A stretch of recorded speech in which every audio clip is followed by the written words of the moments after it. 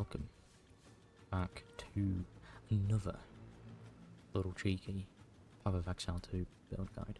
So today I'm going to be, going through the Galvanic Shards build again, because I've been making some upgrades over the past few days, some quality of life upgrades, some damage upgrades, some defense upgrades.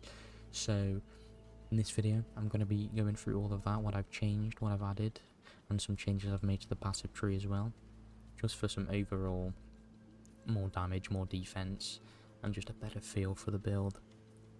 So without further ado, let's get into it, okay? Okay, so firstly, we have the skill gems. So nothing really major has changed with these, but I'll go through them one by one because I have changed some of the support gems around. So the Galvanic Shards, right, we're pretty much sticking with what we had previously, but instead of nimble reload, we're putting in Argent's Medal, or Medal, I don't know how you properly say it, who gives a shit. But this is a very, very good upgrade to the build, because as you can see, it has a 35% chance to load a bolt into your crossbow skill instantly upon dealing a killing blow, and a killing blow means a kill.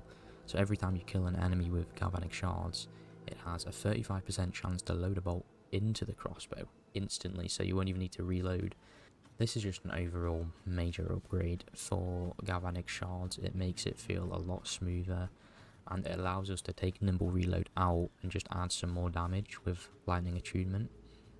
So it's a really, really nice little upgrade here for damage and for reloading the crossbow instantly. The only problem with this, as I said in my last video, is it can cost quite a little bit. Let's have a quick look here. I want Argent's Medal. I have... Holy shit, it's gone up in price. Okay, oh dear. I bought this for 3 divines. I thought it was 3 to 4. Yeah, apparently not. Shit. But it's still something, if you're wanting to invest a decent bit of currency into the build, I'd highly recommend going for this. Even if you're not going to stay as the build, but you're still going to keep playing Mercenary with a crossbow, I think it's just a really good support gem to have for any crossbow skill. So I'd work towards that, as it just provides a lot more of a nicer feel to mapping. But yeah, that's Galvanic Shards. So we're staying with rapid attacks, elemental armament 2, fork, lightning attunement, and then Argent's Medal.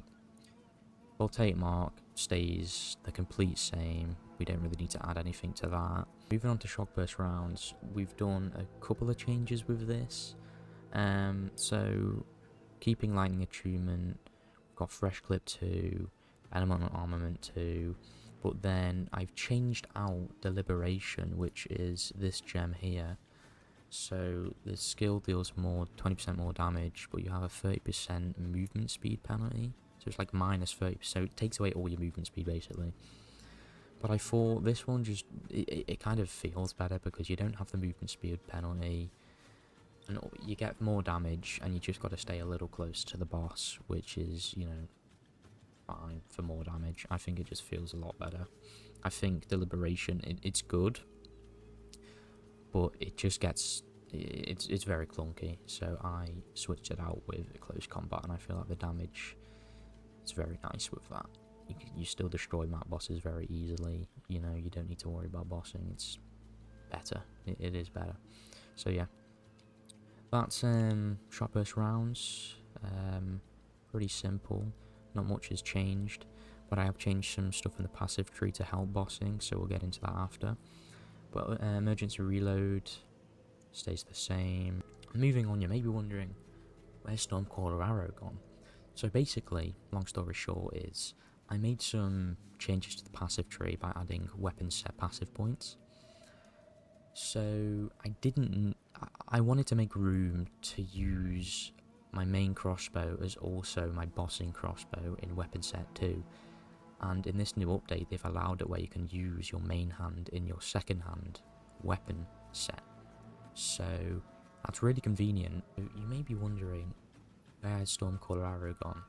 So as I've been testing stuff out, you know, making changes to the build, I added some weapon set passive points to the skill tree.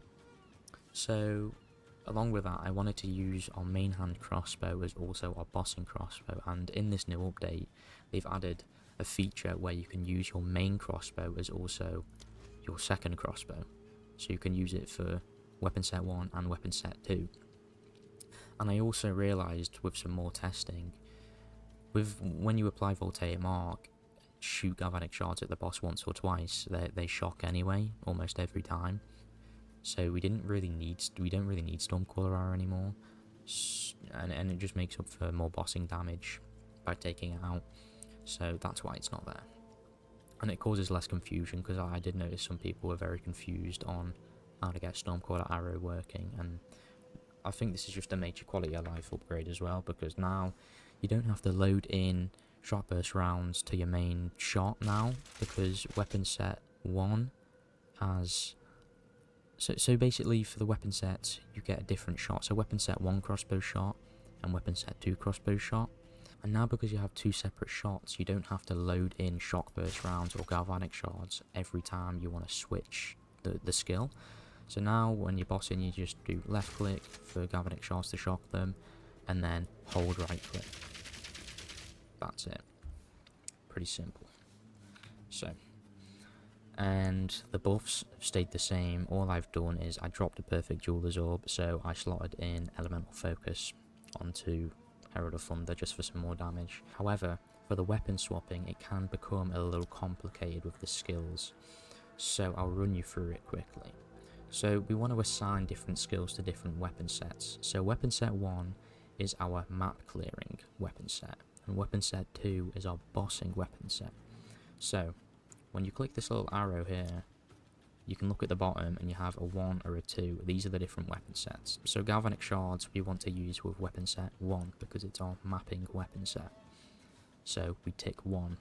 And then Voltaic Mark you want both because you want to use it for both. You want to use it in maps and bossing.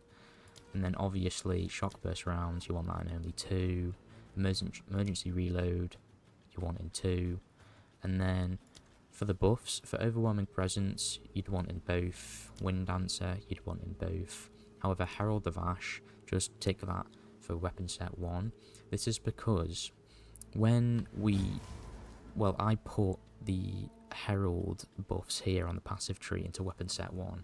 So when we switch into weapon set 2, we lose a little bit of reservation efficiency of my Herald skills. So that means I lose a little bit of spirit. So I'm unable to use one of the Herald skills for the bossing set. So it does automatically turn off Herald of Thunder when you switch, but we need Herald of Thunder even when we're not using it for bossing because of this node all the way over here. We get 40% increased lightning damage while we're affected by Herald of Thunder. So basically while Herald of Thunder is active, we gain 40% increased lightning damage. So that is why we want to just tick Herald of Ash as weapon set 1, because it will automatically turn Herald of Thunder off, therefore giving you less damage on bossing. So yeah, just make sure that you have Herald of Ash ticked for weapon set 1 and off for weapon set 2, and have Herald of Thunder on for both weapon sets. I know it's a little confusing, but hopefully I explained it decently well there, and not confuse the shit out of you. If you do have any questions or problem with it, let me know in the comments and I will happily, explain or help you. So, yeah. Moving on to the passive tree, I'm gonna, try and be quick with this. I don't want to take too much of your time. But ascendancy points, they stay the complete same. No changes there. So we go through all the normal stuff here, and then right over here, we go for these 2 nodes here. It's just a lot of increased defenses, because this node synergizes really well with this node that I took. So this node converts all of my evasion rating to armor. So 50% increased evasion rating if I have been hit recently. That's just 50% more armor, and then 50% more armor if I haven't been hit recently. So I'm always just getting 50% more armor. So this is really good. So all of this bit is the same here, and then we keep going down, we keep pathing down. We take this jewel here, and then we have the movement speed stuff here on, like, when we kill an enemy, we gain attack speed and movement speed. So we assign that to weapon set 1 because we only need that while mapping, right? We don't need that while bossing, so that's weapon set 1, hence why it's red. When we move up here, we keep the reload speed and whatnot, and then the herald points we had, we've moved them to weapon set 1 as well because we only need that for mapping because we're not proccing herald skills while bossing. So assign that to weapon set 1 as well. That's another change we've made. We do the usual route down here. Take all that lightning stuff, elemental stuff, attack speed, same old crossbow stuff here. And then we have all of the same evasion and armor stuff here. Well then yeah, I took this node because it just gives me a load of defenses and it synergizes really well with this node up here. So that's that corner of the tree. Moving up to the right half, these are where a lot of the changes have happened. So the green points is the weapon set 2 points, and this is for our bossing, right? So these here are just magnitude of ailments we inflict. So the magnitude of shock we inflict is going to be greater, which means we're going to be doing more damage, right? And it's the same thing here. Just more damage with hits against enemies affected with elemental ailments, right? So more damage to enemies who are affected by our shock. And then we take the same old elemental damage here, same old elemental damage and area stuff here, and same things here. So yeah, more damage to enemies who are affected by our shock, and then yeah, elemental damage here, and then loads of shock stuff here, so enemies will take more damage to our shock, and then the same old herald stuff here. Okay, so damage, damage, damage, damage, damage, damage, damage, damage, damage, damage, damage, defense, defense, damage. And then you may be wondering, what the fuck is this big blue orb on my passive tree? Well, this is a jewel I've incorporated. It's one of the time lost emeralds. So what it does is it has this big radius, right? And the stats that you have on the jewel will add to small passive nodes and notable passive nodes that you have selected within the radius of the circle. So what I've gone for is small passive skills in radius also grant 2% increased damage with hits against rare and unique enemies being bosses. And then we took notable passive skills in radius also grant increased attack speed with crossbows, and then another notable passive skill in radius also grants 5% increased duration of my shock. So as you can see on the small nodes here, we're getting that increased damage with hits against rare and unique enemies, all on these. Then on the bigger ones, duration of shock and attack speed with crossbows. So it's a really nice little upgrade there. I'd recommend going for this, and make sure you get a large radius so it hits these nodes as well. And before we end off the passive tree tour today, I'm just going to go through, the plans going forward, because I am only level 90 right now, so I do imagine I'll level more and get a few more passive points. So next I'm planning on going and getting all this surround stuff, so increased surrounded area of effect, and then you regenerate 2.5% of your maximum life per second while surrounded. And surrounded counts as when you have at least 5 enemies within 3 meters of you, and that happens a lot in every map you do, so this is really good stuff to have. And then I was thinking of, getting the evasion, the armor, and then maybe the attack speed, as well as the attack damage. So maybe all of these nodes, plus the armor ones, will be helpful. So this is where I plan on pathing to next. If you don't want to do this, you don't have to. You could also spec into some nodes around here to just get more of a buff from the time lost emerald here. So you could always go for like this evasion rating here, or you could go for the crit stuff here, even though the build doesn't really scale crit. You could also go for this just movement speed and a little bit of evasion rating, because you're also getting defenses while doing that, plus all of the juicy stats from this emerald. Well, that is about it for the passive tree. I try to be as quick as possible, go over the upgrades and whatnot. So ascendancy stays the same, and then we're just incorporating some weapon set swap stuff into the build, so we have better mapping and better bossing, as well as better defenses overall. Moving on to the gear next. Okay, so moving on to my gear, I'm gonna go over this as quick as I can. Don't want to waste all your guys' time. Just going to go over the major improvements we've made to the Equipment. So, you may notice we have no evasion anymore, just armor. So, we've moved to a full armor stacking build. And you may be like, well, armor still isn't the best defense. You know, evasion and energy shield, they're better.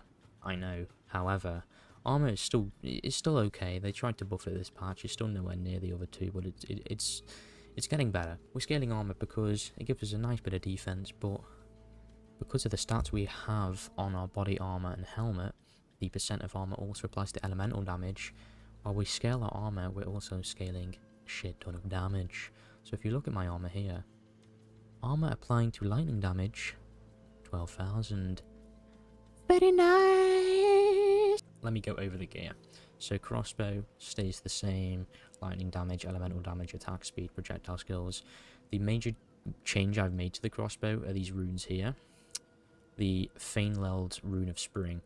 So this adds 1 to 60 for each, so I gain up to 120 added lightning damage. Definitely try and go for this, however, they do cost like a divine each, so it's something aspirational you can work towards if you're wanting to invest some decent currency into the build.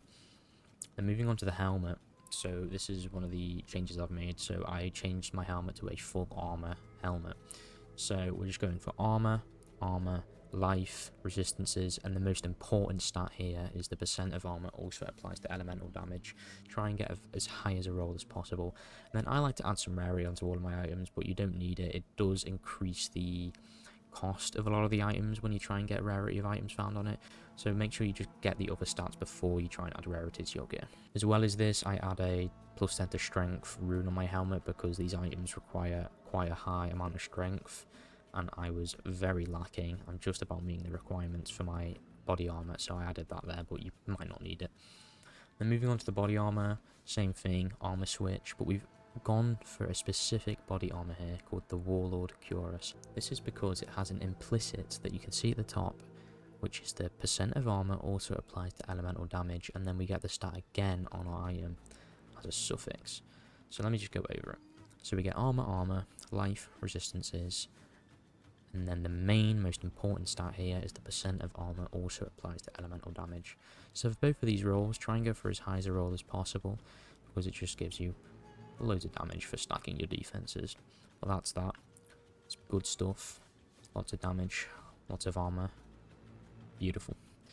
Gloves stay the same, just armor stacking, lightning damage, attack speed, resistances, and then if you can, slot some rarity on there. The gloves in specific are so important to get a lot of armor on because of the nodes on the tree.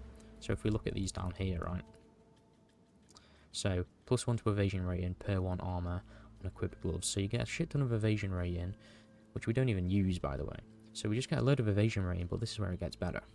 We get more here, but then you gain more evasion rating as extra armor, but then we convert all of our evasion rating to armor. So by stacking armor on our gloves, we get armor, and then we get loads of evasion rating, but then we tell the evasion rating to basically fuck off, and then we get more armor from that evasion rating.